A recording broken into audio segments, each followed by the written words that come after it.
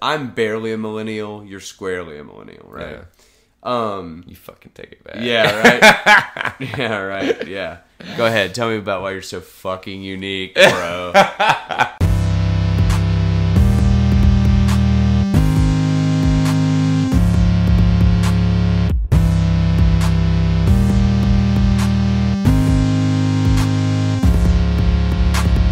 Hello, everybody, and welcome back to the Tether Radio Podcast, the only podcast keeping you from spiraling out into the infinite abyss.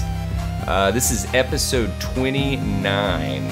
I'm your host, Daniel, and I'm joined, as always, by my brother and co-host, Joseph. I think that was a little bit better than the last one. Yeah, man. Yeah. No, that was a little smoother. A little smoother. The other one was, some verbal chop suey. I like to call it chutney. Some chutney. Some verbal chutney. Some verbal fucking chutney. Yeah. But, man, Merry Christmas, dude. Hell yeah, man. Merry Christmas right back at you. Yeah, so dear listeners, you obviously can't see into this room, but this is one of the rare occasions where Daniel and I get to record kind of face to face. Our faces aren't touching. We're basically sitting knee to knee with laptops open on our computers. It's super no homo. Hashtag no homo.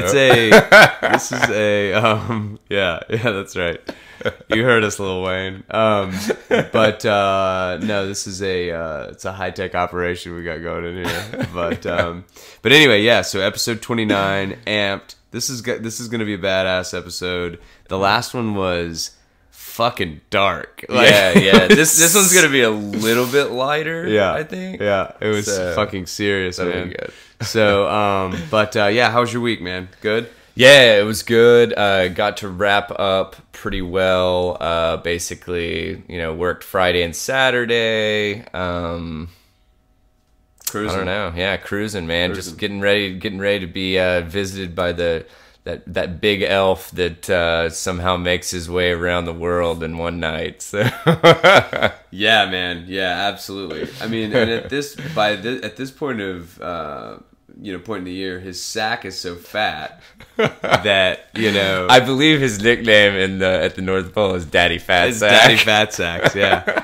Yeah, that is Daddy Fat Sacks, and it's like, but that's the interesting part about his fat sack is like, if it will not fit, he's gonna make it. You know what I mean? Well, dude, that's what he says. Drags it. That's what he says. He drags it around. If he can't lift it, he drags it. And then if it will not fit, he is gonna make it. That's what he says to your chimney every time he hops down it. But anyway, yeah, man. So this is cool. Gearing up to spend some time with the fam, everybody together. And we're lucky because we don't have a shitty family. Yeah, so.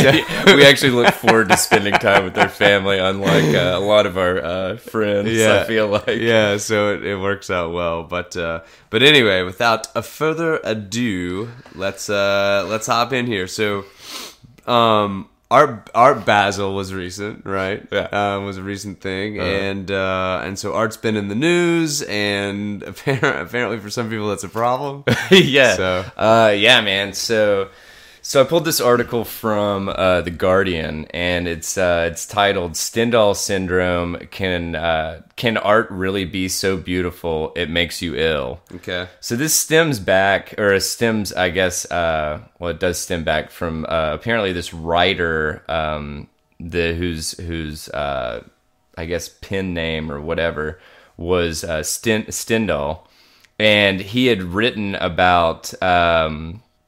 He was a French novelist, and he basically was overwhelmed with the art when he was in specifically Florence, Italy, correct? And so basically this article was written after a man who went to go look at Botticelli's The Birth of Venus. Supposedly it caused him to have a heart attack. So I did a little bit of digging on it, not too deep, but So going back to Wikipedia, the encyclopedia of the I guess the technology age. This was actually really funny. Another moniker for Stendhal syndrome, hyperculturemia. I was like, seriously? Give me a fucking break. Yeah. Okay? All right. But anyway, it's defined as a psychosomatic disorder that causes rapid heartbeat, dizziness, fainting, confusion, and even hallucinations when an individual is exposed to an experience of great personal significance, particularly viewing art. So, okay, here's the thing. Here's the thing. This sounds fucking absurd, right? But I could see, I don't know, you've been to the symphony? Yeah. I mean, and it's dude, like, music, and for me, no one knows this. What the fuck am I talking about? Daniel and I used to play a lot of music in our teenage and early college years. This was kind of our main thing for a long time, and so anyway, we both are very fond of music, and yeah, you were gonna say like your reaction to music. Yeah. Well, I mean, and it's like, honestly, I feel like it really is some art. For instance, and I'm not embarrassed to say this. I guess I'll probably regret saying it, but. For instance, the movie Edward Scissorhands, there's literally a part that every time it comes around in that movie, I'd inexplicably like tear up and like get chills kind of thing. Right. Just because I just think that it was every aspect of it was done so well. Right. It's just like, now, has it induced anything other than that? No, it hasn't. And the other thing that's also interesting about this Stendhal syndrome is they say that it's literally only in Florence. Okay. Like that's since there's such a heavy, not heavy, but such a dense amount of artwork, of like, super old artwork. Okay. That's just super overwhelming, I guess, to the senses. And also it is Florence, right? Yeah. So like you're sitting there and you're in this ancient city and whatever. Yeah, and I guess it's a lot to take in. Yeah, right. Yeah. And I guess my point is, it does sound fucking absurd, but thinking about like the physiological reaction to a crazy amount of stimulus, like, this is why people die during sex or whatever, right? Yeah. Which, I mean, hell, we covered a guy that, that America's Playboy or whatever. No.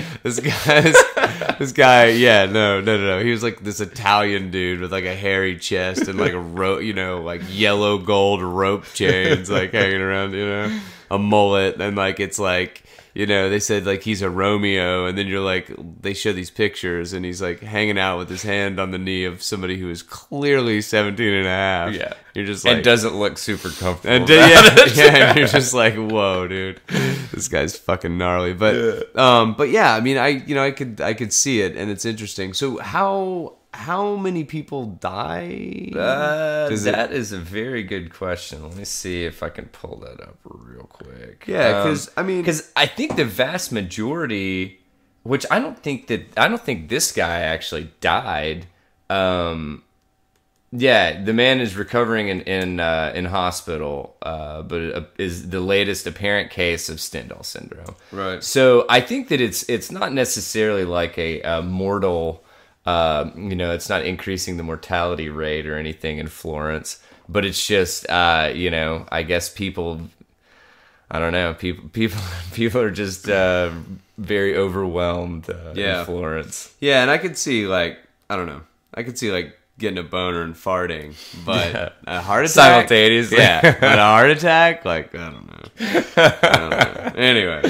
Onward. Yeah, onward and upward, man. So we're taking a hard right with this next one, with this next one. But so dying industries in the US. So I thought it'd be cool to just chat about this one briefly because obviously one of Trump's big kind of boxes to check in his 4 years here in office A big promise was, related to jobs and the economy and all that. There have been pretty aggressive tariffs that have been talked about. Some are actually going into place, all related to bringing certain industries back.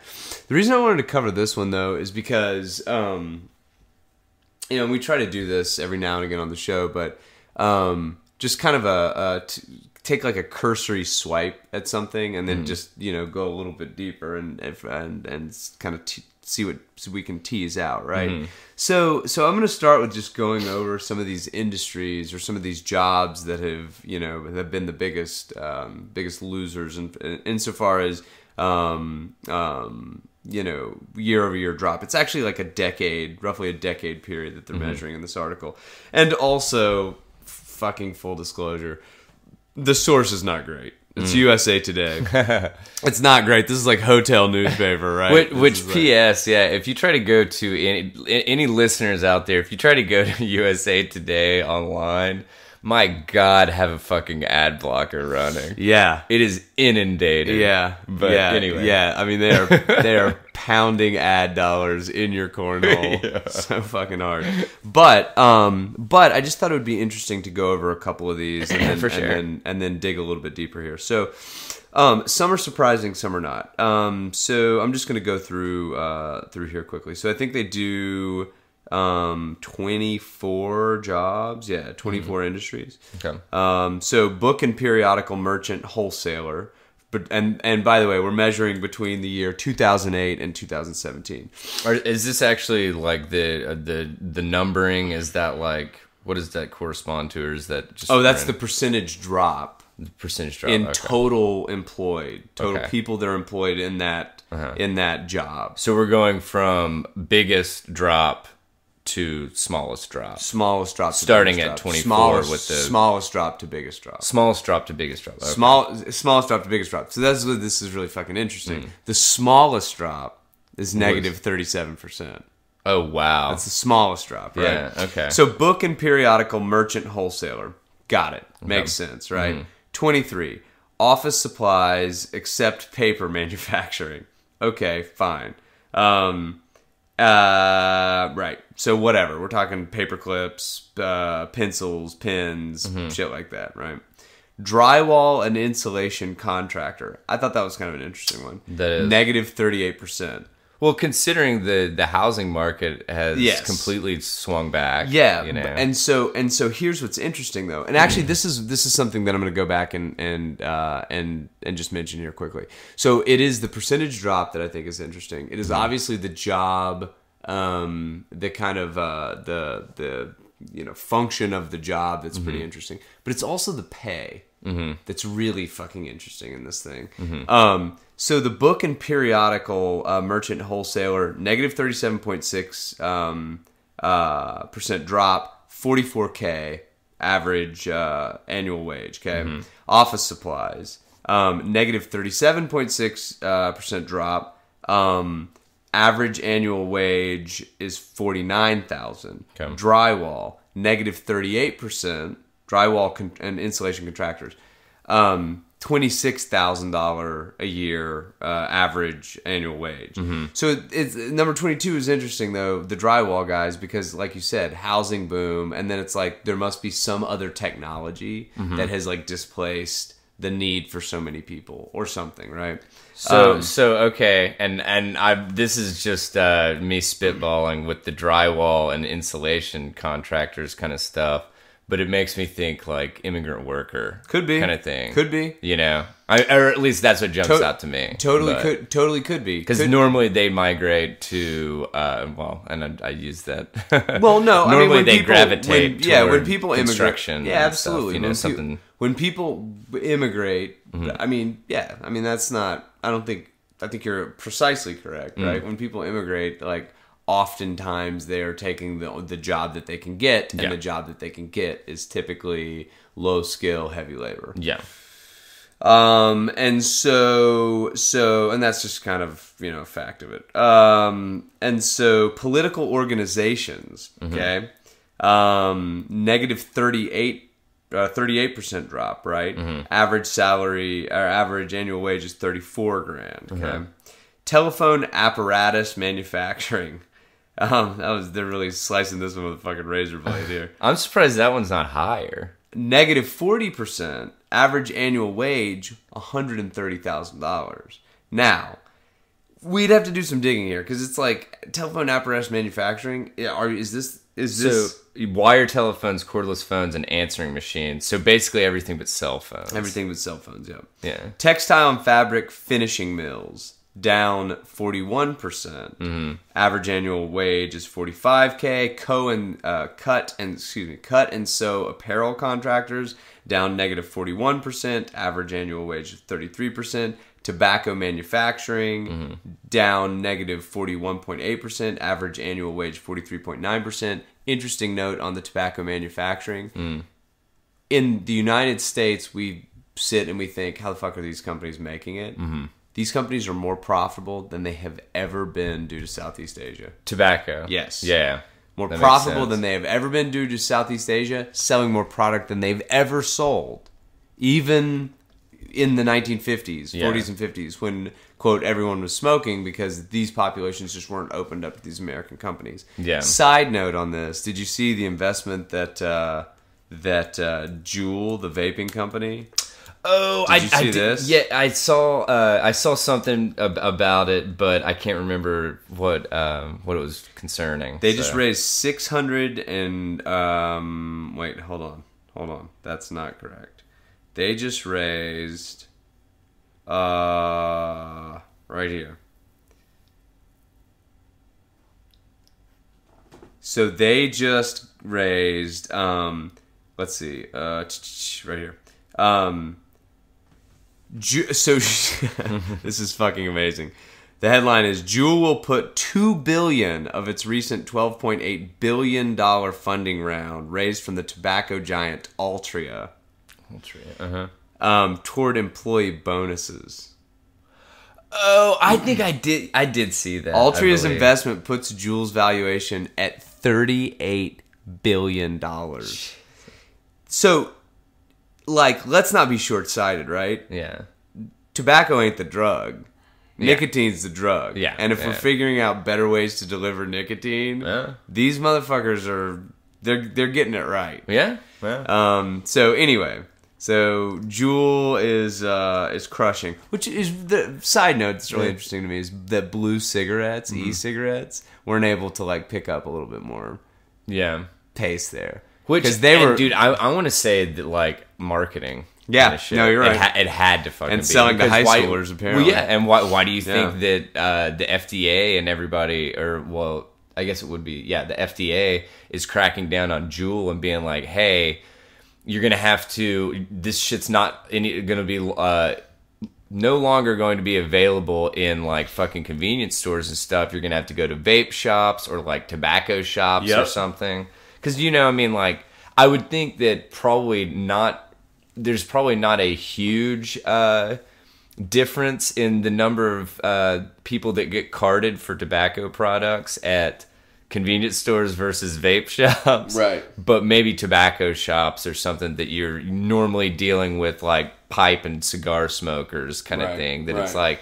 dude rolls in that looks like maybe, 16, 17. Probably gonna fucking get carded. Yeah, so. I just don't think the way of the world is that you're just not gonna be saving anybody from anything. Like if somebody, free will is such that if you want it, you're gonna make it happen. Yeah. But anyway, so tobacco manufacturing was an interesting one, but I think they're being very literal. They're saying like the actual tobacco, right? The preparation of tobacco. Other telecommunications down negative 42%. Other telecommunications are actually wireless operators, cable companies, and internet service providers, which I thought was interesting. $63,000 is the average wage there. I'm going to skip over a couple of these so we can... why don't we cruise like top five? Let's go to top five, Photo finishing, negative 57%. Makes sense. $55K annual salary.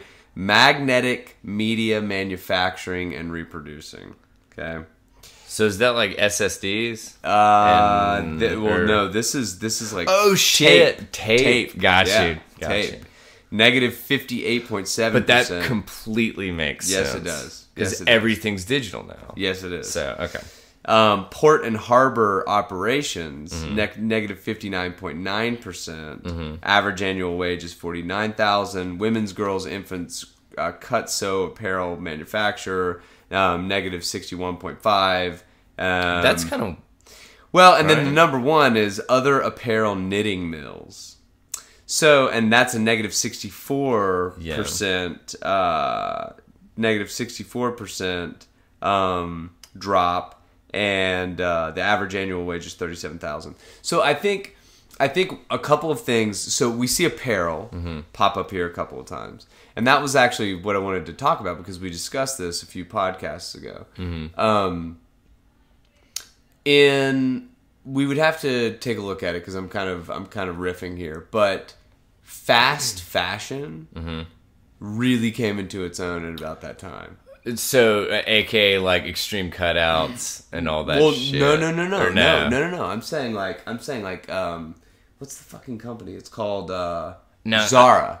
Yeah. And those, I vaguely where remember. it's like runway to you know your closet for $5, and they've got these clothes are super cheap, mass manufactured, and you're basically gonna wear them like once or twice. Yeah. But so what I think is interesting also about our generation, I'm barely a millennial, you're squarely a millennial, right?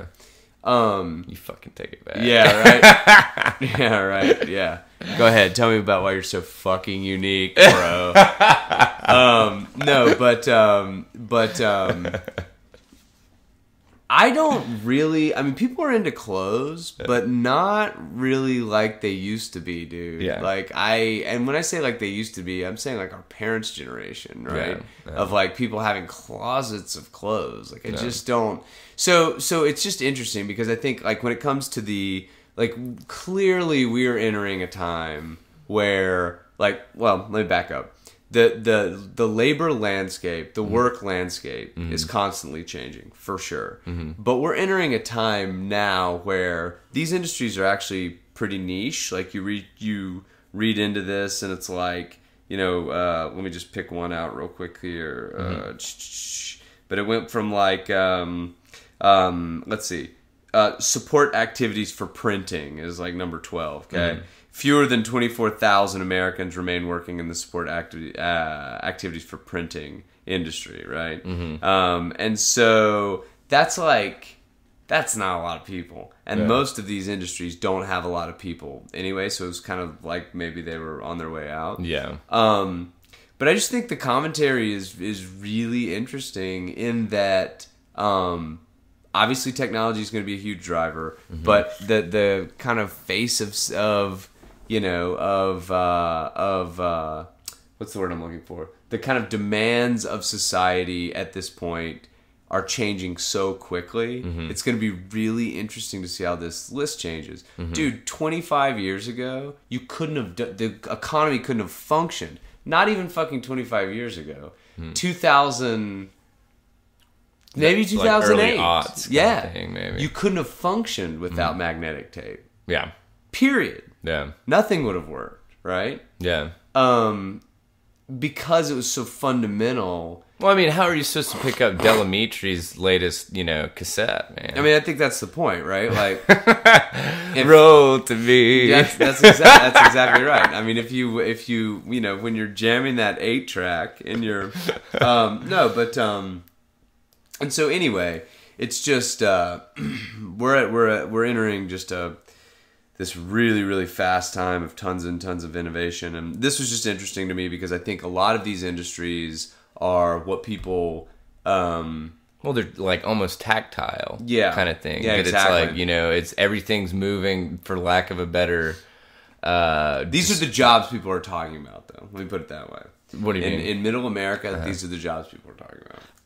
Like the blue collar, kind of. Yes, where it's like put the piece of paper on this cutting thing board, pull this lever. Yeah. Put the piece of paper onto into just conveyor section belt B, or whatever. So. And it's just it is. I mean, I've been involved in the Lambda School thing, here for a little bit, and it's just kind of mind bending, man, because a lot of people that you see, in these programs are, folks that were working in warehouses or doing whatever, and now they've decided that they want to, get a digital skill of some sort or start to build their digital skill set. And that is the only fucking thing that will exist moving forward. Yeah. Period. And so like you said, these tactile kind of, traditionally low skill. Well, media is going away. So Yeah. if media goes away, then you don't need to manufacture. You're saying physical media. Physical media is going away. Yeah. Because it's like, I mean, even now, dude, how many people do you know that have like a DVD, a Blu-ray, a CD collection, anything like that? I know the vast majority of my friends either have like all their shit on like a Plex server that they run digitally.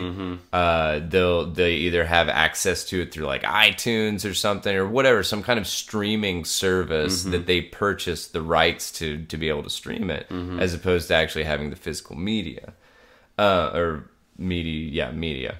But the thing that kind of speaking to that to a little small tangent. And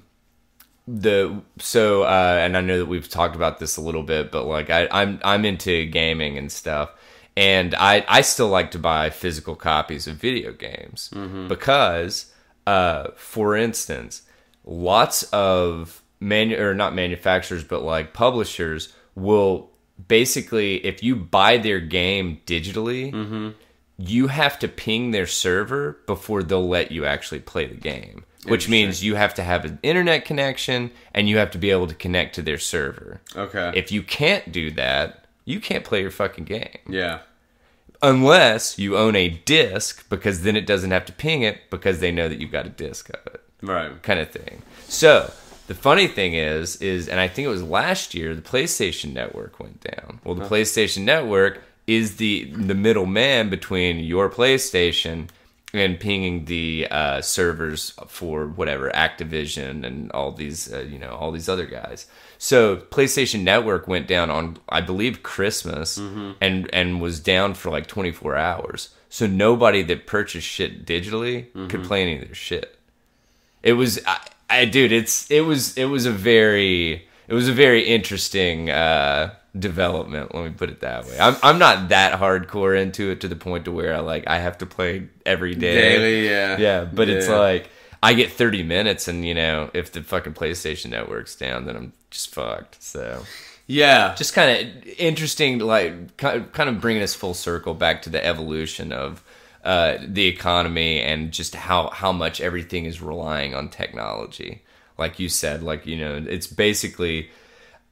it's creating new jobs in a different area. Right. You know what I'm saying? It's not like jobs are being are being not destroyed, but just gotten rid of. But it's like the skill set's just changing. That's exactly. That's the fucking point that blows my mind. Is that politicians are still like, plugging this line that like we're gonna bring manufacturing jobs. It's like, fuck manufacturing jobs. Yeah, that's not what we're talking about. Yeah. I mean, it's like, I don't want to go down this rabbit hole too far because it's like there's a whole nother topic. But it's just so interesting to me that the actual things that would actually accrete the workforce, right? Like put it in a better situation. Are not talked about. Instead, this like political fucking doublespeak like somehow gets us back to a place where we're like seemingly yearning for fucking Detroit assembly lines to be back. That's absurd. Well, it's like everybody's trying to bring us back to fucking Pleasantville or something. But it's like, here's the thing. I'm the milkman. But I'll serve you up some ice cream. That could be. But it will look different, right? Yeah. Like, dude, I mean, it'll be a robot serving you ice cream. Yeah, that's exactly right. But and I'll wrap this with this. But like, so the overarching point is that jobs in that have traditionally been extremely important to the economy are being cut and like dropping like flies. fucking A. We know that. We got that. But what's really interesting to me, and I'm going to plug it for just a second, groups like Lambda School are the fucking future. Lambda School is a computer science vocational program, okay? 7 months, intensive program. They have iOS development. They have web full stack, right? It's IoT, isn't it? iOS. iOS. Like iOS for yeah. I'm familiar with the Internet of Shit. No. iOS, like Apple. Yeah, iOS, like Swift, like you're learning the Swift language for iOS development. Yeah. Web full stack. They've got a security track that they're releasing, like, and so the point is that the people that are working in, I want to say I'm going to use Middle America because that's what everybody says, but that's. I don't mean it to be taken literally. Like this, like Middle America kind of like mindset, right? Of like the blue collar jobs. The blue collar job is still there. It just looks different. Yeah. I mean, there are people that get paid $50 fucking an iPhone screen to fix the iPhone screen. Yeah. Like you still need these roles, and so I think that. It's whatever. Like, embrace the change, embrace the fucking evolution, embrace the suck, and like get your ass back in the classroom and learn a different skill and go make money doing that. Yeah. Like, well, just keep your fucking view forward. Yeah. Basically, because I mean, like, dude, the past is the past, and it's gonna fucking stay how it is. You know? Yeah, that's right. And it's now it may come back around because history does tend to repeat itself. Yep. But nobody fucking knows when. And I wouldn't bank on it in your lifetime. Yeah, so. Yeah, no, it's true. It's true. So anyway, just an interesting kind of assessment with a couple of numbers there to back it up. So anyway, moving on. I loved the title of this one. Yeah, this is great. So I pulled this from Wired, and it's the name of the article was "YouTube is a metaphor for the Great American Dumpster Fire." And honestly, I couldn't agree with it more. But so this year was actually a really interesting year for social media platforms in general, which at this point YouTube would be seen as one of those. So I think that all of this this move to make sure that content creators on YouTube were staying morally sound almost started off, and I could be wrong, but I believe that it was kind of kicked off by Logan Paul. Who, are you familiar with Logan Paul? Yeah, but for dear listeners, we may need to. Sure. So Logan Paul, I'm actually not that familiar with him, but I do remember seeing a shit ton of articles earlier this year about the body. Yeah. That, he traveled to Japan, and I believe it was I'm sure I'm gonna slaughter this pronunciation, but it's let's see, Aokigahara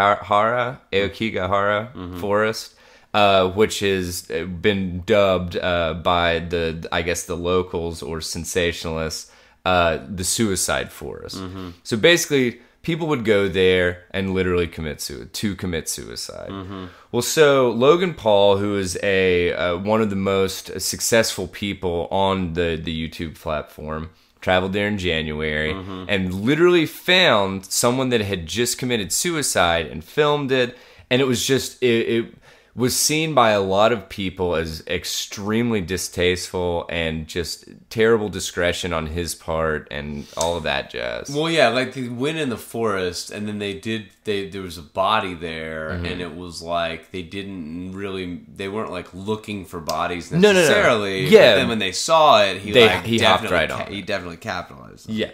So then he put out a video apologizing about that, which not only the previous video of the dead body, but also his apology video was monetized by YouTube, and I believe it said that he reportedly made $12,000 just on the apology video. So what has kind of evolved at this point is you've got YouTube that it's this platform that everybody's trying to get $12,000 on the apology. The apology video. Oh, God. Yeah.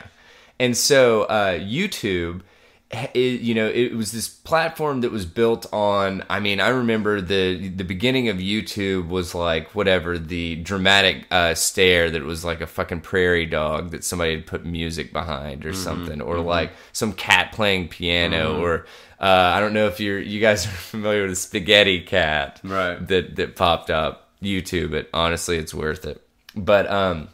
But anyway, it was these short videos that it was just something really funny, or somebody like falling, a nut shot, or whatever, something like that. And so in order for these content creators on YouTube to kind of stick, or I guess stay ahead of the curve, they've just been trying to push the envelope more and more and more. For instance, this Logan Paul shit.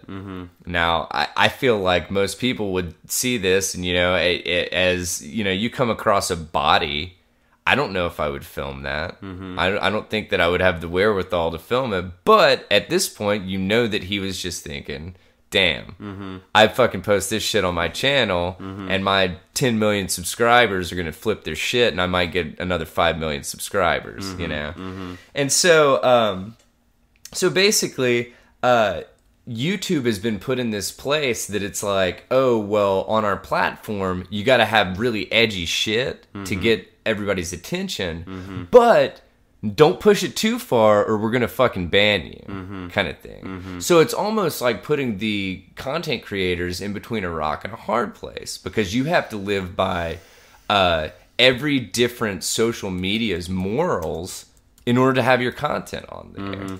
And, I mean, dude, morals are about as fucking cut and dry as something that's not very fucking cut and dry. Yeah. It's the ultimate gray area, Right. But anyway, so it was very interesting because this article basically wraps it around the moral issues, and I keep using the word moral, but like societal and just basically you can have free speech, and you can have a voice to say whatever you'd like to say, as long as you don't, as long as you stay within the moral high ground in their opinion. So why are they not? We were chatting about this right before we turned the mics on, right?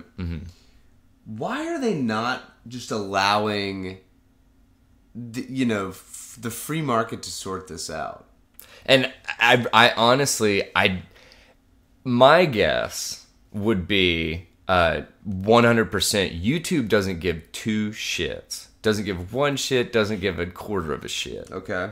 The ad money that YouTube brings in, you trace the money back, that's what's going on. It's like the fucking Nikes, sure, and the fucking, all these different companies, sure, that it's like, well, we want to be assured that we're not going, if we give you these commercials to run, you put them on as many fucking channels as you can, but you better fucking make sure that it doesn't end up on some fucking sexually whatever promiscuous mom, Asian mom video, right, kind of thing. Right. That's what I would think it would be.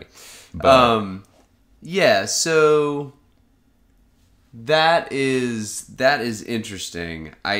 Let's see if I have if I can find this real quick here. Okay. So I want to read this just really quickly because we were talking about this guy.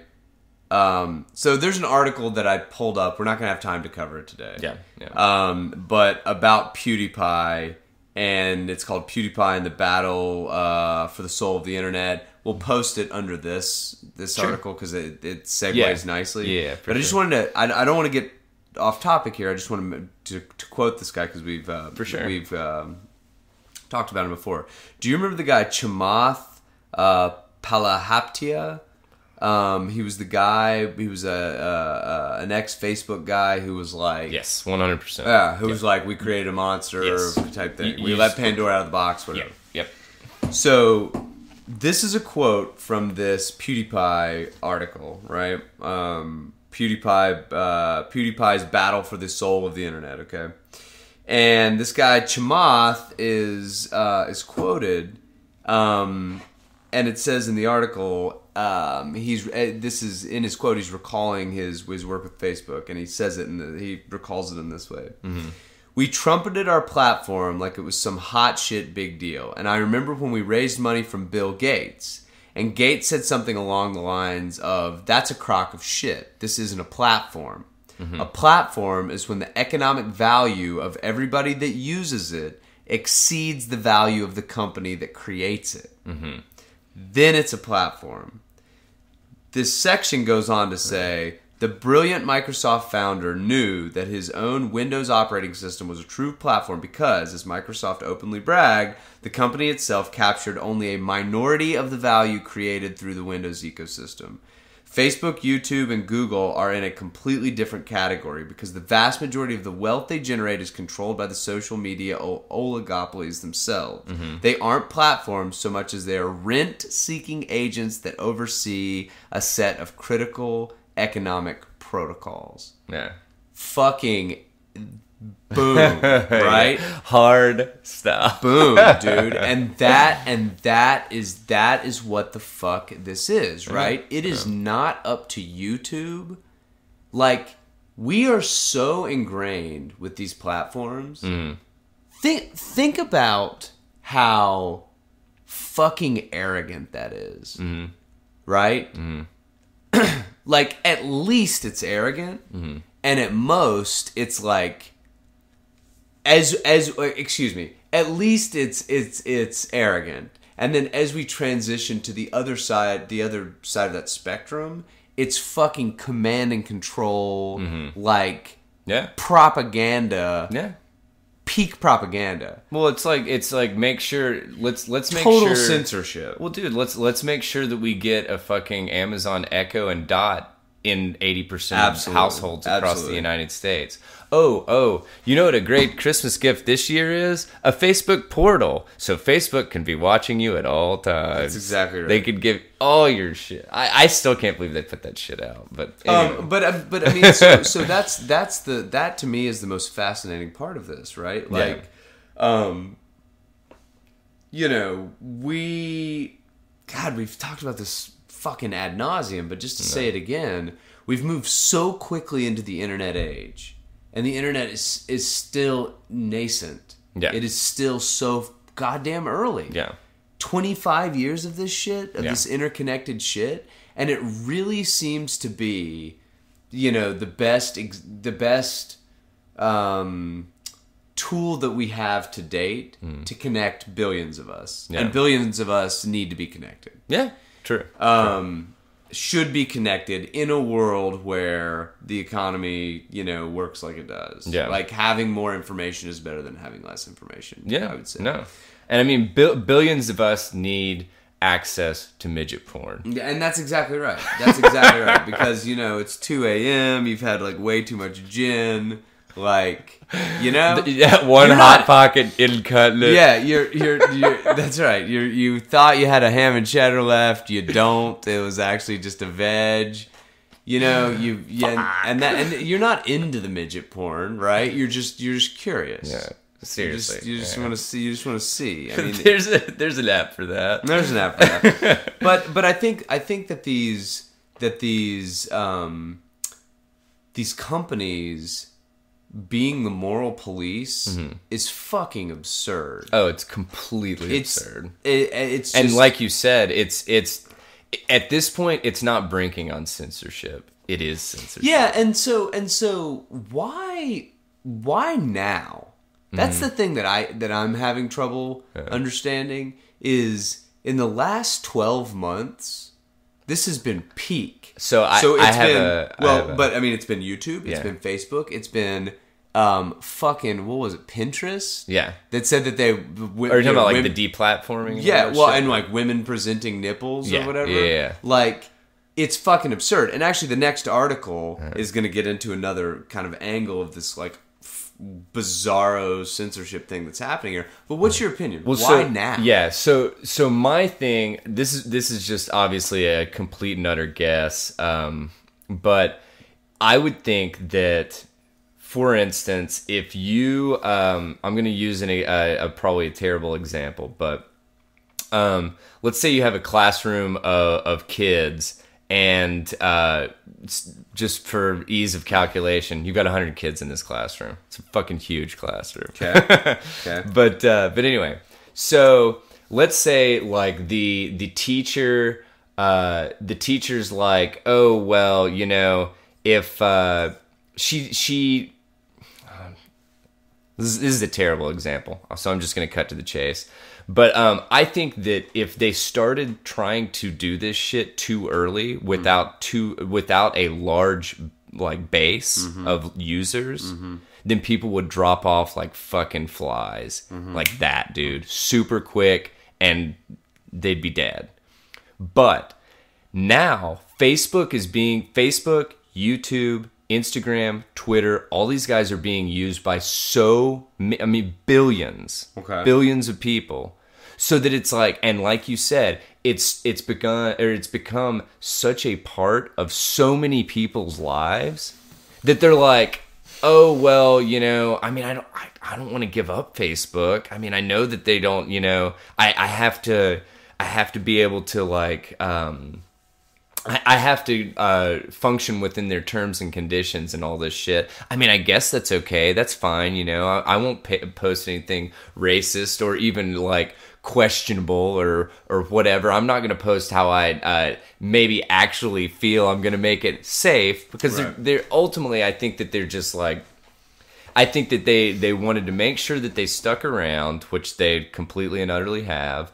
And I think that they also are basically trying to create these safe spaces kind of shit that it's completely inappropriate. To what end? Well, no, and I mean, like, that's to what end? I don't know the end. That's the thing. So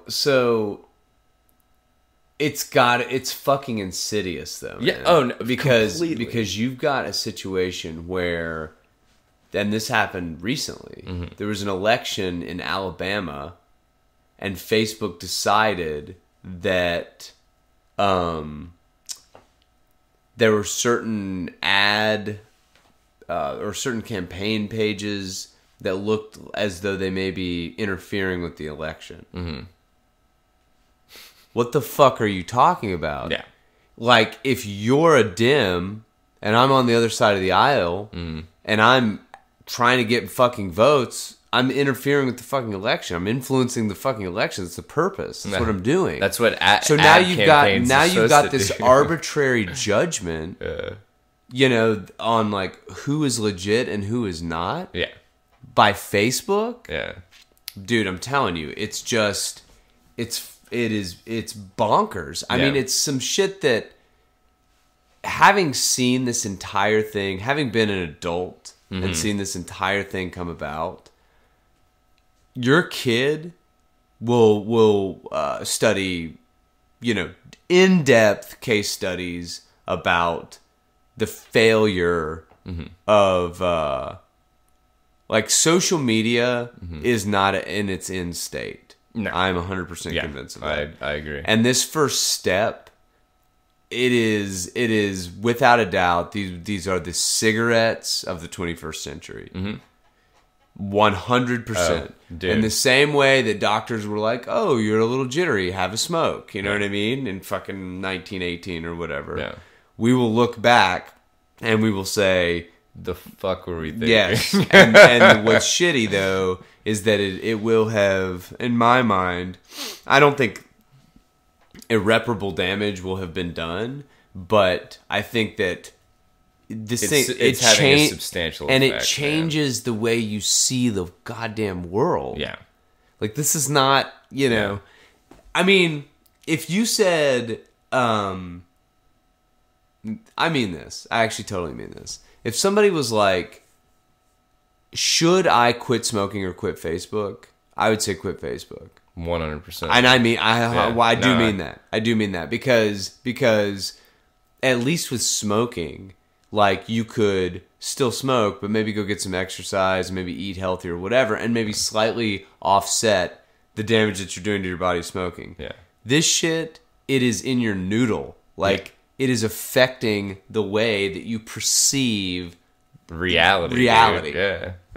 And it's just, and people don't understand that, man. I'm telling you, shit like I built a project a couple weeks ago, and when I was laughing, do you know what pagination is? Like, so when you get a shitload of information, you want to paginate the information to allow the display to be pages. Oh, okay. Right, so you can click page 1, page 2, page 3, and then what you need to be able to do is, like, if you're on page 2, you want to be able to go to page 3 or page 1, or to the end, or to the very beginning, right? Well, Infinite Scroll. Oh yeah. Has made pagination, and so like now it was funny because I was fucking with it, and I was like building this Infinite Scroll component in this React app, and it's just like, dude, it's like this shit is addictive. Oh yeah. It doesn't end, You man. just keep it going, and it just keeps scrolling up. Anyway, we should move on here. So yeah, I do want to. I'll close this article, but I wanted to read this verbatim from the Wired article because I think that they wrapped up the article really fucking well. But all right, so let's see. YouTube is trying to grow up, but it's also trying to give us what we want. And in 2018, America, nobody knows what we, in quotes, want. It's somewhere between ending racism and allowing anyone to say whatever they want, between enjoying shocking content and wanting to ban it on moral grounds, between wanting to celebrate the LGBTQ community and other minority communities and wanting to hide their existence from our children. YouTube needs to do better, but its growing pains are also America's, and no simple fix is going to make it right. I thought that they fucking summed it up pretty damn well. Yep. So. Yep. But anyway, man, yeah, we can cruise from there. Let's see, where are we headed from here? Ooh, shit! SoundCloud rappers. Yeah. So we're headed over to SoundCloud, and this article is from The Guardian. Title of the article is Death, Drugs, something in my throat there. Death, Drugs, and Destruction, the troubled year of SoundCloud rap. So are you familiar with this SoundCloud rapper trend? No, I'm actually not, okay. man. All right. So I'm gonna break this down. First of all, Daniel, more so than I in the beginning, I think I'm on his level now. Daniel loves hip hop. I don't speak for you. You love I love. Let me put it this way: the first album that I ever owned was actually gifted to me by Joseph, and it was Grandmaster Flash, Melly Mel, and the Furious Five's greatest hits, and I played that shit all the fucking time. and it's dope, dude. And all the shit that has come out of that, right? Like, Eric B. and Rakim, Del Funky Homo Sapien, absolutely. Like, LP, Tribe Called Quest, fucking the list goes on. And so we love, the reason that I'm saying this is we love hip hop, we love rap. I love NWA. Yeah. Like, I love that shit. Yeah. It is serious artistry. These are amazing musicians at the top of their fucking game. Hard stop. Super quick side note: all the listeners should check out the documentary "Style Wars." It's fucking incredible. It wraps up hip hop, breakdancing, and like graffiti. That culture. Yeah. And it is fucking incredible. Yeah. But anyway. Yeah, it is absolutely fantastic. Fantastic documentary. Actually, I think by the BBC, wasn't it? It might have been BBC or like New York public TV or whatever. Yeah. So anyway, SoundCloud, as you know, is a kind of music discovery. Sorry, Bill Gates, platform, right? Yeah. And so it has kind of been for like amateurs. In the past. I mean, you do see some professional bands that put their shit on there, but it's like a lot of local bands and whatever. Well, this year, late last year and this year, SoundCloud rappers have been blowing the fuck up. Now, I'll pull the curtain back here and say that I actually love this shit. I actually really, really, really like a couple of these artists, and I'm gonna break some of this off for you over the holidays, yeah. Because, dude, some of the musicianship here will blow your fucking mind. Yeah, now, having a kid has dampened my new music discovery. It's true, and so my wife and I do not have children, and so we do have time to spin this shit up and do some discovery here. But one of the things that's interesting, and I'll just kind of say this out of the box, I do believe that it is an absurd double standard that we hold artists to.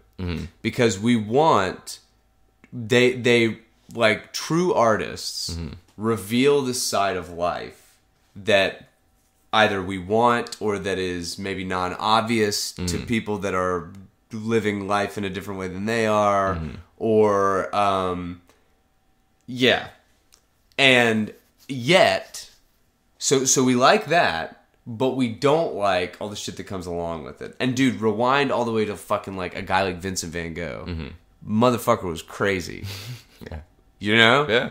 But think of these things that he created. So, like, I tend to think that, like, if you met Picasso, you probably wouldn't like him. Yeah. If you met Salvador Dali, he'd probably creep you the fuck out. Well, I mean, dude, as long as he left his anteater at home. Yeah.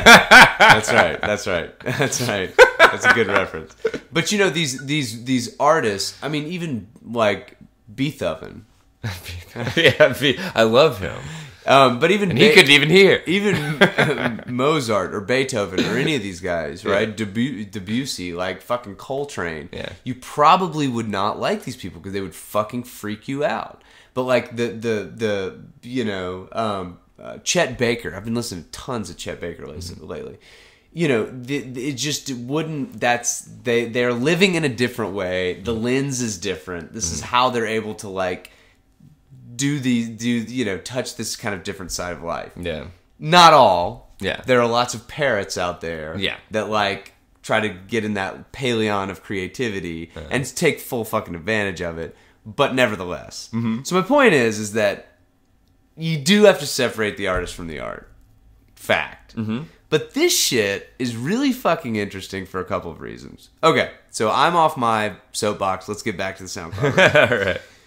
So these are artists like Lil Skies, Lil Peep, Tekashi 6ix9ine. Have you heard of any of these people so far? Juice WRLD, who is fucking absurd. And then Juice WRLD. And then Extension, Tancion, however you pronounce his name. But this guy was murdered in Miami this summer. Yeah, now I remember this that. guy, Extension, or however you pronounce his name, that's who I'm actually going to play for you. This motherfucker is brilliant. Really? Absolutely brilliant. Lil Peep, I actually really, really, really like Lil Peep, even though he looks like a total fucking sack of tools. Yeah.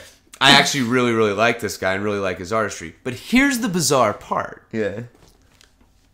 Y'all listening to this podcast, look at this fucking article and Google some of these people. It looks like a digital. It looks like a digital clown took a shit. Yeah. They look like comic book characters come to life.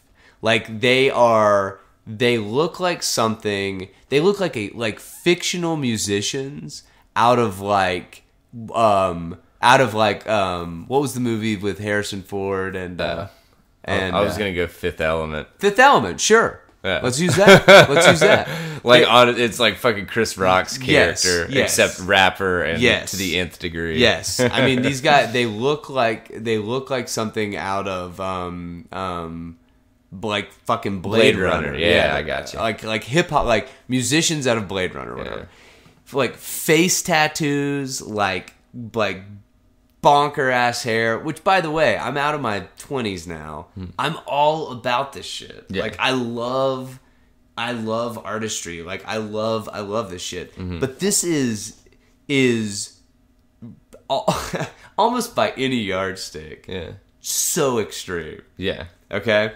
Now what's interesting about these guys and gals, I'm sure there are some females here that I'm missing, is that they are seriously extreme people, like, in their life. Yeah. Okay? As I mentioned, Extension, I think. Yeah. God damn, can you look doing that up it. real quick? But this cat, again, murdered in Miami. Lil Peep died of an overdose, right? Tekashi 6ix9ine might go to prison for the rest of his fucking life on racketeering charges. Was like a lifetime sentence, right? Was accused of like potentially raping this 16-year-old girl. Just totally bonkers, right? The stuff that they're going through.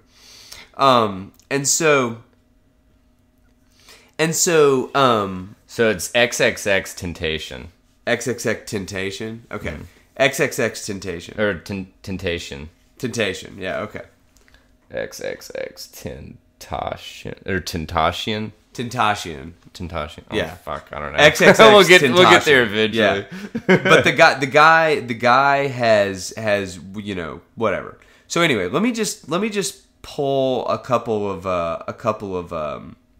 racketeering. Yeah, on fucking racketeering charges, this guy Tekashi 6ix9ine. So dig this though. And I'll just read this article, right? Yeah. Big sales figures and big name cosigns are only one aspect of the SoundCloud rap story. I mean, so these people have been coming up and doing shit with like Nicki Minaj, Kanye West, like whatever. XXX Tentacion was murdered in June while awaiting trial on horrendous domestic abuse charges. Tekashi 6ix9ine, frequently accused of assault and on probation for a sexual abuse case related to a 13-year-old, is currently facing life in prison if convicted of federal racketeering and firearms charges.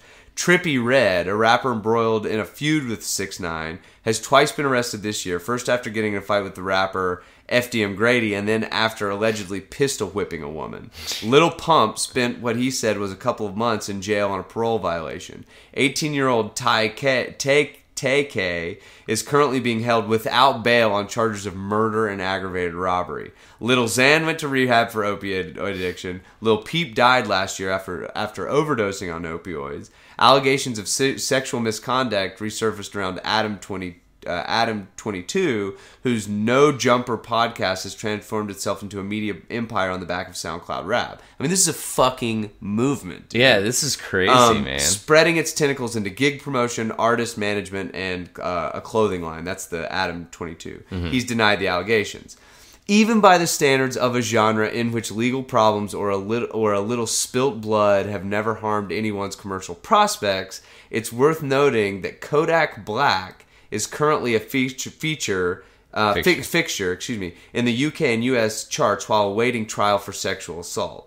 This is eye-popping. Kodak Black was another cat from this. Moral panics surrounding music are nothing new, but they're invariably overblown. But nevertheless, there is something striking about a genre in which virtually every one of its major players is in trouble, in prison, or dead. Yeah, that's fucking crazy. So here's what's interesting. Yeah. They get into why this is, right? And you know, like, this is it a shock and awe thing, or No. is it just like, I mean, is it you know, I mean, because it's not a shock and awe thing. I think what it is that because honestly, it's kind of reminiscent of the YouTube shit, like, you know. I think it's different. I think it's different this time because I think what we are seeing is that I think that this shit is a direct result of the kind of marketplaces and mental models that are attached to those marketplaces that social media has created. Where it's like nothing is real you're not like nothing is real and there are no repercussions for this shit. Mm-hmm. So it's like, when is something actually real, right? Mm-hmm. You know, is it real enough to like get in a fight and have blood on your knuckles? Mm-hmm. Like, is it real when like the cops come and say, hey, now you're in trouble? Is it real when the judge like slams the gavel? Like, when does something actually become real? When we're living in this fucking society that is not living in fucking reality for the majority of the day. What I'm saying is like, kids are glued to their phones, and there is this parallel narrative that is playing out.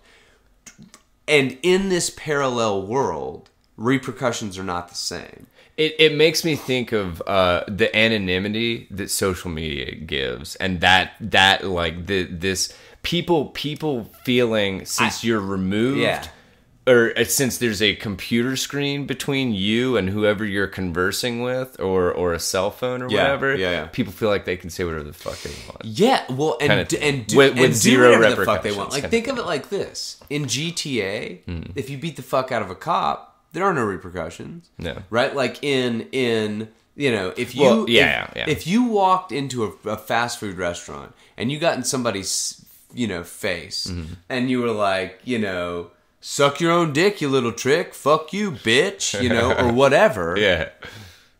Like, I would suggest that's gonna be completely different than if you go and do this shit on Facebook or on a YouTube wall or whatever. Yet you've got a generation that's grown up digitally, natively digital. Yeah.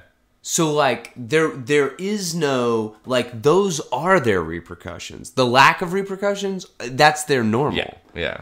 There is no, like, that's it. Well, that's like one of the biggest conversations about, and sorry to bring this back to gaming, but cross-platform play. Right. And by cross-platform play, I mean, like, Xbox, PC, PlayStation, Nintendo Switch. The biggest reason that Nintendo has stated that they want to keep their platform separate from the others is to basically keep a safe space for who they think is the vast majority of their whatever players, kind of thing. Normally, Nintendos are going to be owned by a younger, younger user, kind of thing. Well, dude, you get on chat online and like get into chats on like Rocket League or like Call of Duty or something on like PlayStation.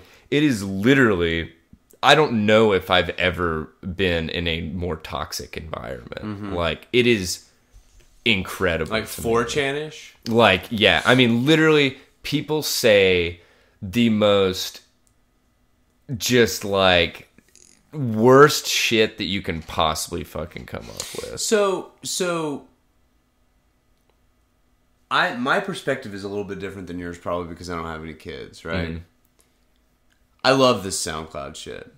And frankly, I think it should play out, right? Like, if society is fucked, hard stop. It always has been, right? I think our access to how obvious it is that it's fucked has not been so. Excuse me. The level of the levels of like just bizarre behavior. Let me put it this way: there aren't more morons. The megaphones are just bigger. Yeah. Yeah. Okay. Yeah. I really firmly believe that, and so if people want to pay Tekashi 6ix9ine an unbelievable amount of money to be a shitbag, and he is a shitbag, and he's willing to be a shitbag, and he ends up going to prison for it, fuck it. Yeah. Like, to me, that's the free market, right? Yeah. We're true believers in capitalism here. Yeah, right. So if the boy wants a pipe, give him a pipe. But I do see the argument that, like, the moral argument, and it's like, could this... I don't know, though. To me, it's like, that is the job of the parent, right? Like, that literally, you just stated what I was going to fucking say. It is because in my opinion, and this is me being a parent, my child is my responsibility. Right. If my child is a fuckbag, then I let him be a fuckbag. Yeah, and also just playing this forward, right? When your kid is like, when I've got 10 years on me, right, and your kid is 10 years older, but still young, right? Yeah. Whoa. I don't know that now this is as an uncle, not as a dad, but I don't know that I would, I've been meaning to talk to you about that. Right?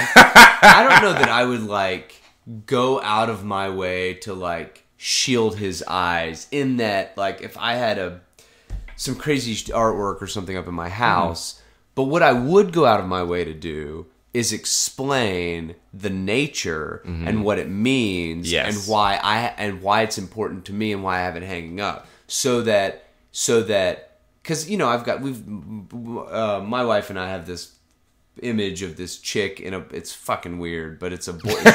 She's in a Boy Scout uniform, topless. Yeah, you know the one I'm talking about, right? And it's like it's a pop piece of art. What the fuck ever. But, like, edgy. Yeah. But I think that, like, I wouldn't. My gut reaction, if, like, your kid was, like, repeating some lyrics that were fucking super foul, or was idolizing somebody like Tekashi 6ix9ine, I think what I would try to do is understand why. I wouldn't like castigate him, right? I wouldn't be like, don't watch that or whatever. It's like taking the time to really unwind this thing, because what it means to you, it doesn't mean to the kid. Yeah. Right? And they may say, I like his colorful hair or whatever the fuck. Yeah. I mean, it really might be something that innocent, and then there's no context of, like, well, there's no reason to dive any deeper, right? And like the idea of, like, you know, it's like, do you doing cocaine off of a hooker's ass isn't probably in an 11-year-old's mind, hopefully, right? And so that's the thing, man. Yeah. And I really hope the millennial parents are able to, like, to rise to the occasion here, because I think that, and I'll end with this.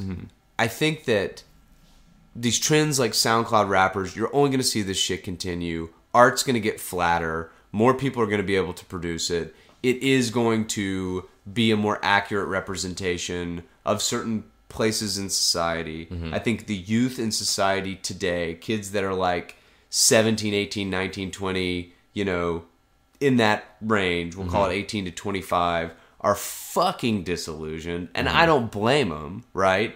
And so, but man, there's been for instance, there's been a huge problem of parents and cell phone usage, kind of thing. I mean, for instance, the daycare that we use, they say, please leave your phone in your car. We want to respect each parent's whatever wishes in regards to if they want their child how much they want their child exposed to cell phones, kind of thing. Right. And I respect the shit out of that, you know, because at this point in our lives, we have let Finn be around screens in general very little. Like, well, and it's just, and it's, I mean, we're not trying to raise a fucking Luddite, but what we want to do is we want to make sure that he can occupy himself without a fucking cell phone or a computer or a tablet. I mean, here's the thing, right? Because here's the thing. Could you occupy your kid by letting him rev a fucking chainsaw? Probably. But it's, like, probably not a good idea.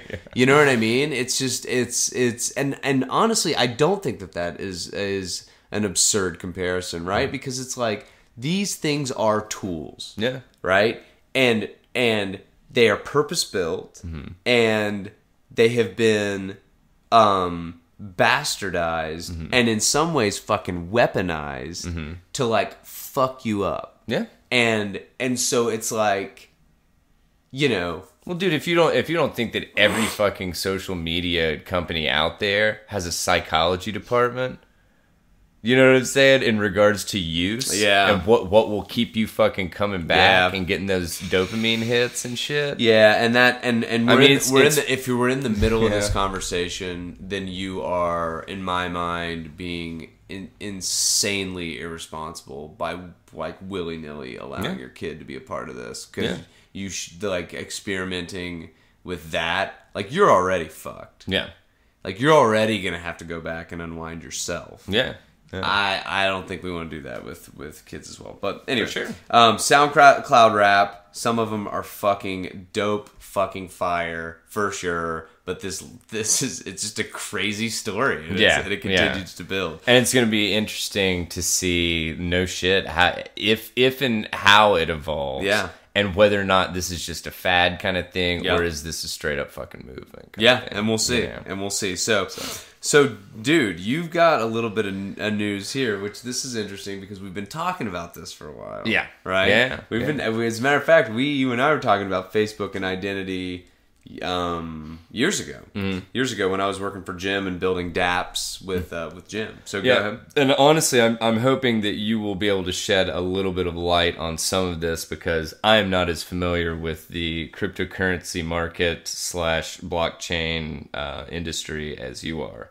So anyway, I pulled this article from Mashable. It's Facebook is building a cryptocurrency to be used in WhatsApp, report says. So basically, Facebook is working on having a cryptocurrency that will allow WhatsApp users, of which is WhatsApp is a property of Facebook. They acquired them in 2014. And so users will be able to send and receive money. So the main thing that is that's holding them back, I guess, is they said that they wanted to have an initial focus on the effort would be the remittances market in India, and the cryptocurrency would be a stable coin. I've never heard of a stable coin. But it's just supposed to be pegged to fiat in some way. So yeah, and so they were saying that, like, basically it's pegged to some real world asset such as the US dollar. Yeah. I guess I'm failing to understand why, or why not just use why would you not just have a cryptocurrency as opposed to something that was, I mean, is that just to make investors more comfortable, or it's to do a couple things. Number one, it's to help curb volatility. Yeah, which is they mentioned that because it's like that's basically been the biggest holdup for people making large investments in like Ethereum and Bitcoin and stuff. But the issue, so it's to help curb volatility. Mm-hmm. So that's why you peg it. And of course, I mean, that's really what it is, right? Yeah. But that's why, for example, the greenback was pegged to gold. Mm-hmm. You know, on when we operate under the gold standard. Mm-hmm. And so pegging a cryptocurrency to a real world asset, that's it. That's the goal there. The bigger fucking issue is that nobody knows how to value this stuff. Yeah. Like, I mean, the leading minds in these industries... Or there's a guy, Chris Bernisky, that I used to work with at Jim. He was with a company called Ark Invest. He has since moved on to a group called it's a VC group. I can't remember. I'm drawing a blank on the name. But anyway, and now he's like a thought leader in valuation, network valuations and whatever. Placeholder capital, I think is what it's called. Okay. And he writes a lot about this. But people are trying to figure out, is it like, the velocity of tokens, being spent in this, is it some sort of kind of, complicated calculus as to how many tokens are in play versus like in wallets, and like, what's the turnover of these tokens? How long are people holding them? Yeah, that kind of shit, right? Shit ton of variables. Yeah, and so that's the goal. But what's interesting is, the proxy and the peg for this should really probably be like a... What are they using the currency for again? It says just to basically transfer, send and receive money among users. So really, it should be, in that case, yeah, it makes sense to peg it to a fiat, but like... so they're not. I would say that they're not understanding. This is a pretty arrogant fucking thing to say. Yeah. But the nature of what a cryptocurrency is. Cryptocurrency. It's all about decentralization, right? Which and that was what I was. It's not only is it all about decentralization, but yeah. it is all about enabling value to be exchanged in a markedly different way. Yeah. Right? So like I'll get into this, dear listeners, here in a few months, but I'm actually wrapping up a project that we're going to be taking to market. And this was something I was doing some writing on last night, and like in this one section here there was a comment where somebody was like, well, how big, is the opportunity in cryptocurrency? Now, again, I'm not as OG as some, but I've been working in this space for 5 years, right? Since 2014. So here's how you understand the scale of what cryptocurrencies are trying to accomplish, in my mind. The frequency of your use of money. That's number one. Yeah. Period. How often do you use money? A lot. Most people. Daily. Number two. Probably. Number two. What has become axiomatic nature of your financial institutions. An axiom being something that is just assumed, right? That is just an assumed truth. Okay. Why do we operate in a place where it is assumed that the only thing that can do the job of a bank is a bank? That's fucking crazy to think about. Like, that is a deeply embedded assumption. Yeah. But why is a bank a third fucking party, right? Why are they the best to hold on to maybe one of the most important things in your life? Yeah. Right? Yeah. And they're best positioned to do this. Number three, right? So now we've established shit you use all the time, right? And now you're entrusting it to I mean, frankly, we're doing it for tradition's sake, almost, right? Well, like, dude, we're kind of coming back around to what you were talking about with the let me US... wrap the third Sorry. part. And the last part is, what is $1,000 as a percentage of your net worth? For most people, it's not a huge amount, right? Now, when's the last time you saw $1,000 in cash? Never. So think about what we've just fucking discovered. Yeah. Something that you use all the fucking time, you put in somebody else's hands for a reason you can't define, and you have no way of showing that this thing that is so important to Wait a second. But and you have explode. You have no way of showing that this thing that is maybe one of the most important things in your life is real. Yeah. No, it's like, honestly, I've just got a fucking cheese-eating grin on my face right now because it's like fucking insane. So it's insane. That's how big this tech is, right? So when you have a company like Facebook, and do not get me wrong, right? Do not get me wrong, right? Don't misunderstand what I'm saying here. I am a peanut fleck of this massive group of people that are thinking about this, right? Yeah. And I'm not going to be so arrogant as to say that I'm thinking about this super unique way. Yeah. I think a lot of people are thinking about this way. Yeah. But it is you don't think your way out of this problem. Yeah. And so it is absurd to think that Facebook knows something that we don't. They fucking do not. Yeah. Absolutely. Oh, no, I think that everybody's just literally, it's shots in the dark. Yes. Until something hits and everybody else can jump on Yes. board kind of thing. And chase second best kind of thing. Totally agree, man. And so the idea of a Facebook currency, it's like, fuck you. This is Western Union in blue. Yeah. Come on, man. I mean, it really is. Well, and that was... and that's why I say they're misunderstanding the nature of it. Yeah, and I want to ask this real quick, and then we probably need to wrap. But, so, if the whole concept, and obviously correct me if I'm wrong, but if one of the main concepts, I guess, of crypto is decentralization. Yep. And basically the market creating the value of what's being traded. Now, are those two correct? Yes. Decentralization, though, for the purposes of envisioning trust in a different way. Okay. Because trust determines value. Well, so I guess what I'm slowly getting around to is I know that or it seems like a lot of people really like Bitcoin because basically there's not by it being based in a decentralized manner.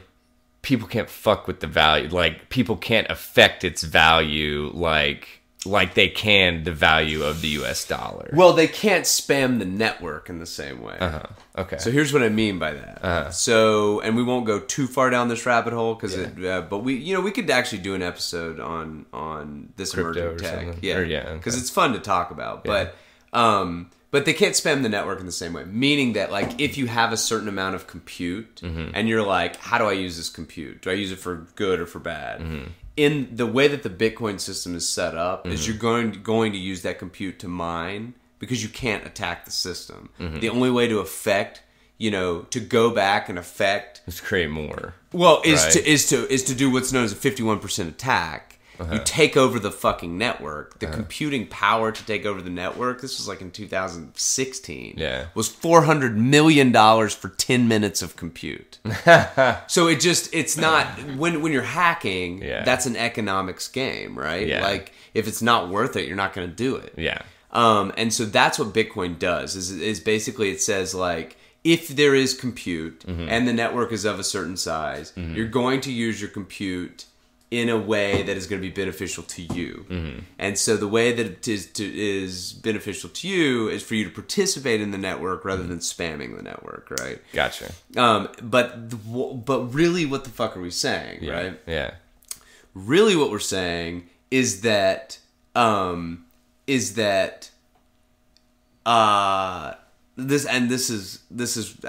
is really what the fuck we're saying. Bitcoin is a ledger. That's it. It's just a ledger that records transactions, right? But that ledger is not owned by any one party, okay? And this entire network makes that ledger possible. Doesn't make it visible, but makes it possible, right?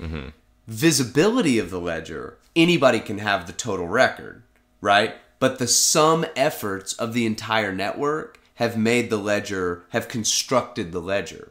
So when you're buying a Bitcoin, what you're actually buying is a completely persistent record of ownership. That's literally fucking it. So why does that matter? Trace our last name is Bradley. Our Bradleys originate from Ireland. Was there a Bradley that owned something in Ireland hundreds of years ago? Probably. Show me. Good fucking luck. Yeah. With Bitcoin, for eternity, as long as the Bitcoin protocol exists, your record of ownership is on there. So if the world exploded and a spaceship came into the place of the world and started running the Bitcoin protocol, there are fucking satellites that are running the Bitcoin protocol, okay? The world explodes, they still have a record of that protocol. The second they have a second node to start speaking that protocol to, that protocol, so the world explodes, nothing happens for 10,000 years. Yeah. The second that protocol's back online, your record of ownership shows there. Yeah. That's what people are trying to figure out how to value. Wow. Mindfuck, right? That's fucking heady, man. Yeah, it is. It is. But I'll leave you with this. And I'll leave you. The reason I'll leave you with this is because when I say Facebook doesn't understand this, I'm not suggesting I do. I'm just suggesting that they fucking don't. Yeah. And I know this because that was my job, was to work with huge corporations that didn't fucking understand this. Yeah. And we're just like, well, yeah, we'll just throw money at it and throw resources at it. It's not the way that this fucking works. Yeah. This is something that's got to organically play out. Yeah. But the real mind roaster here is that people are like, how much is blockchain worth? Mm-hmm. Here's the fucking mind fuck. How much economic impact has double entry accounting had on the world? So I'm saying the system of credits and debits. Mm-hmm. I'm saying any fucking thing you do. Yeah. Everything you do. Yeah. Blockchain is triple entry accounting. Yeah. It is literally changing the foundation of the way that we conduct any transaction. Economics, period. Yes, absolutely. You know. Absolutely. So what shameless self-promotion here.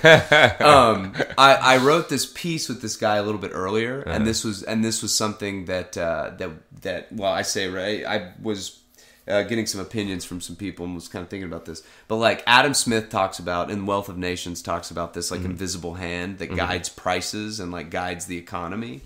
The way to think about blockchain is now you have like money has become technology. They're inextricably linked now. Okay. And not only has money become technology, but now you can divide this unit of money by 100 million. Yeah. Which means that a microtransaction, like to pay like a trillionth of a cent for somebody opening the door for you, is possible. That little convenience may be worth some money, and maybe I'm making this shit up. Yeah, for sure. They have given you value, and maybe you want to remunerate them. It was impossible before, right? So when you start scaling that up, like